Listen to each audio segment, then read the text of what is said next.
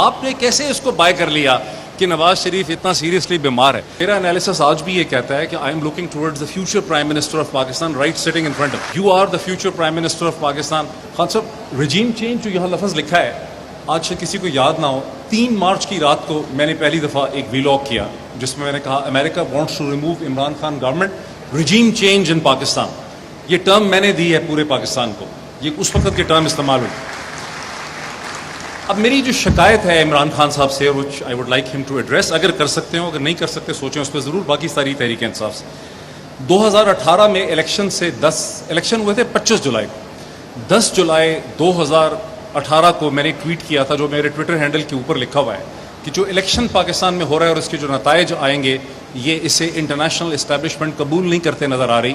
Because 100 से ज़्यादा अखबार जो थे मैंने उस वक्त देखे पूरी दुनिया के, भारत के, अमेरिका के और हिंदुस्तान के और इंग्लैंड के, जिनमें क्लियरली डिसअप्रूवल था कि जो पॉलिटिकल चेंज आ रही है, जहां पाकिस्तान की मिलिट्री इस्टेब्लिशमेंट को एक पॉपुलर पॉलिटिकल कवर मिल रहा था, ये चीज़ अनएक्सेप्टेबल थी इंडियन एंड वेस्टर्न इस्टेब्लिशमेंट को। उसके बाद जब 2019 में, अगर खान साहब को याद हो, जब नवाज शरीफ साहब को बाहर भेजा जा रहा था, जब आधे पाकिस्तान को यकीन था कि शायद वो बीमार हैं, मैंने आपको कहा था खान साहब ये क्या ब्लंडर हो रहा है, ये किस किस्म की चीज़ हो रही है। खान साहब, आपने मुझे कहा कि वो बहुत सीरियसली बीमार लग रहा है, मुझे यही चीज़ जो है बताई जा रही है।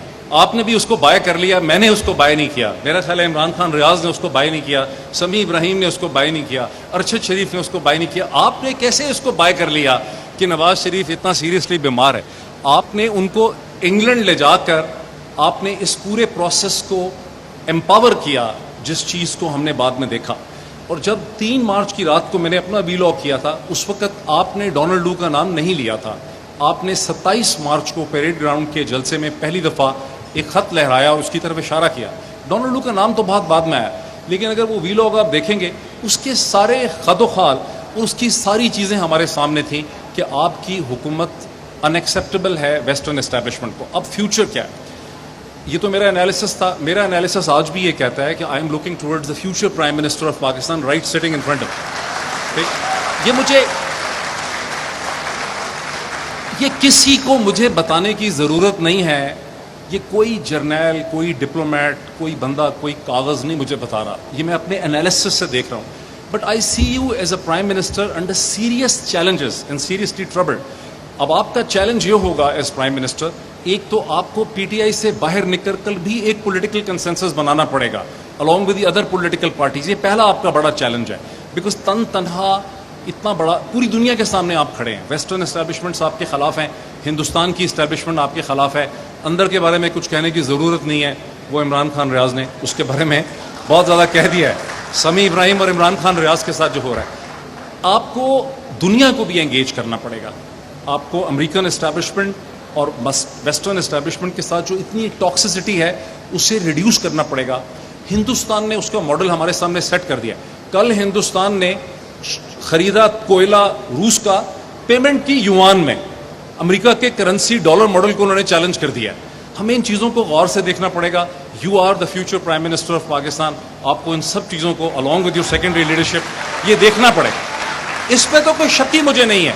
ये लाख कहें कि नहीं आ रहा, इस वक्त जो सूरत हाल हो गई है, कहीं अदालतों के जरिए, कहीं मीडिया के जरिए, कि सूरज को चांद बताया जा रहा है, चांद को सूरज बताया जा रहा है, दुनिया को फ्लैट बताया जा रहा है। ये चीज़ चल नहीं सकती। हम 17वीं सदी के शुरू में खड़े हैं, जहां गैलीलियो और कोपरनिकस ये कहते थे कि दुनिया फ्लैट नहीं है, गोल है, सूरज के गिर्द दुनिया नहीं सूरज नहीं घूम रहा दुनिया के गिर्द। चर्च कहता था कि नहीं ऐसा है। वो फिर बाद में चर्च ने माफ़ी मांगी, ऑफिशियली तौर पे रोमन चर्च ने उस पर माफ़ी मांगी वेटिकन ने कि हम गलत थे, गैलीलियो ठीक था। ये होने वाला है, कुछ हफ्तों महीनों में ये होने वाला है, लेकिन आपकी बड़ी जिम्मेदारी है। Thank you so much.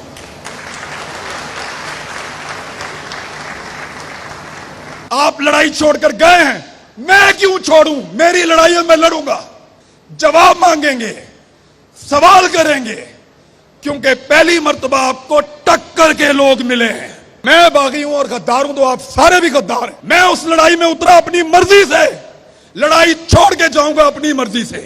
किसी का बाप लड़ाई से नहीं निकाल सकता। कल वो चोर थे, डाकू थे, आज ऐसे नहीं हो सकता। नहीं मानेंगे। जवाब मांगेंगे, जवाब लेंगे। हम इनसे पूछेंगे कि तुमने कहा था ये सारे चोर हैं, तुमने कहा था ये सारे डाकू हैं, तुमने मुझे सबूत दिए थे, मुझे वीडियोस दिखाई थी, मैं गवाह हूं। जनाब इमरान रियाज साहब सीनियर एंकर, उनसे रिक्वेस्ट करते हैं आके अपने हालात का इजहार करना। बिस्मिल्लाहिर्रहमानिर्रहीम। तमाम वकला का और जितने भी हाज़रीन महफिल यहां बैठे हैं उन सबका बहुत शुक्रिया। इससे पहले भी वकला ने मुझे बुलाया था लाहौर में, मैं हाजिर हो गया था। आखिरी ऑप्शन आपके पास अदालत की या वकील की होती है, तो कम से कम आप लोगों को नाराज नहीं किया जा सकता। जब भी आप बुलाएंगे हम आ जाएंगे, खास तौर पे जब तक हालात हमारी फेवर में नहीं है तब तक तो जरूर आएंगे। मेरे लिए यह कहानी शुरू होती है 10 मार्च को, यह रिजीम चेंज ऑपरेशन। 10 मार्च मैं उस वक्त के प्राइम मिनिस्टर इमरान खान साहब को मिलने गया था। उस दिन मुझे पता चला कि एक साइफर आया है। 27 तारीख को इमरान खान साहब ने पूरे पाकिस्तान को बताया था। मुझे उसके बारे में 10 तारीख को पता चला था और मैंने इसके बारे में एक प्रोग्राम भी किया था। मैंने उस दिन यहां इस्लामाबाद से लाहौर जा रहा था, रास्ते में मैंने वहां जाते हुए डिसाइड किया था कि गैरत गवारा नहीं करती है। यानी मेरा मसला महंगाई तो हो नहीं सकता, अल्लाह का शुक्र है मैं ठीक कमा लेता हूं। मेरे ख्याल में महंगी चीजें भी हम खा लेंगे। 70 साल से महंगाई बढ़ती चली जा रही, बढ़ती चली जा, एक दिन ऐसा नहीं आया कि आपकी महंगाई नीचे जा रही, ऊपर जा रही, फिर भी जी रहे हैं, लेकिन गले में एक पट्टे के साथ। यार महंगाई की तो आदत हो गई, पट्टा तो निकाल लो, निकाल लो पट्टा। उस दिन मेरे दिमाग में यह बात आई थी कि मैं वो आखिरी आदमी होऊंगा अपने मीडिया में जो सरेंडर करेगा।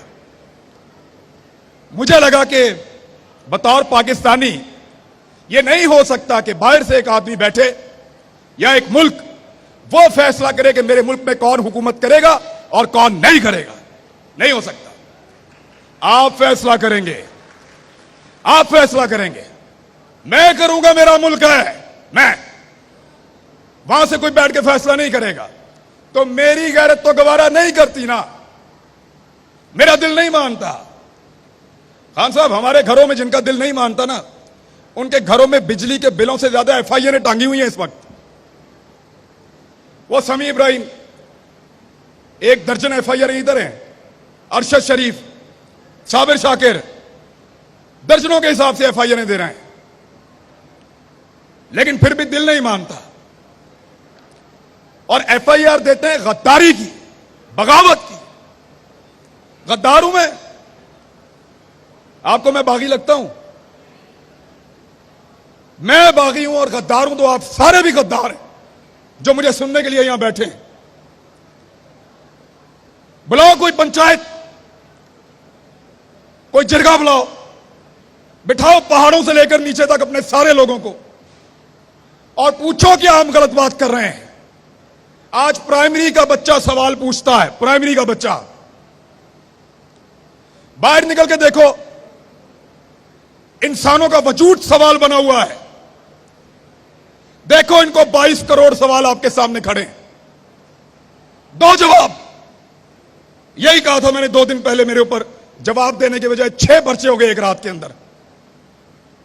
लेकिन जवाब तो देना पड़ेगा, जवाब मांगेंगे, जवाब लेंगे। हम इनसे पूछेंगे कि तुमने कहा था ये सारे चोर हैं, तुमने कहा था ये सारे डाकू हैं, तुमने मुझे सबूत दिए थे, मुझे वीडियोस दिखाई थी, मैं गवाह हूं। मुझे इनकी इन्वेस्टिगेशंस की वीडियो दिखाई है। मोहित भाई, देखा है ना, पढ़ी है आपने फाइलें, आपने भी पढ़ी हैं। हमें फाइलें इन्होंने पढ़ाई हैं, हमें वीडियोस दिखाई हैं, हमें ऑफिसर्स मिलवाए हैं, हमें इन्होंने बोला चोर है, लुटेरा है, डाकू है, तेरा मुल्क खा जाएगा। मैं बिगड़ गया, मैंने कहा नहीं खाने दूंगा। मैं उस लड़ाई में उतरा अपनी मर्जी से, लड़ाई छोड़ के जाऊंगा अपनी मर्जी से। किसी का बाप लड़ाई से नहीं निकाल सकता। मुझे आपने लड़ने के लिए कहा, मैं अपनी मर्जी से लड़ने के लिए आया। मैंने पहले अपने आप को कायल किया कि मैं लड़ूंगा इस लड़ाई को। आप इस लड़ाई को छोड़कर चले गए, अधूरी छोड़ दी आपने लड़ाई। कल वो चोर थे, डाकू थे, आज ऐसे नहीं हो सकता, नहीं मानेंगे,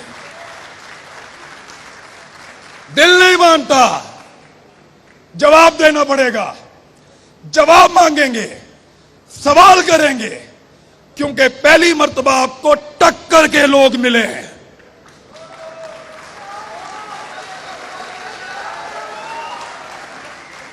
आपको टक्कर के लोग मिले हैं। ये पहाड़ों से उतर के नहीं आए, ये कोई मौलवी नहीं है, ये कोई पिसा हुआ तबका भी नहीं है। ये पाकिस्तान की मिडिल क्लास, पाकिस्तान को चलाने वाले लोग, ये जवाब मांगते हैं, जवाब देना पड़ेगा। आप लड़ाई छोड़कर गए हैं, मैं क्यों छोड़ूं? मेरी लड़ाई है, मैं लड़ूंगा, या हार के आऊंगा या जीत कर आऊंगा, लड़ाई पूरी लड़ूंगा।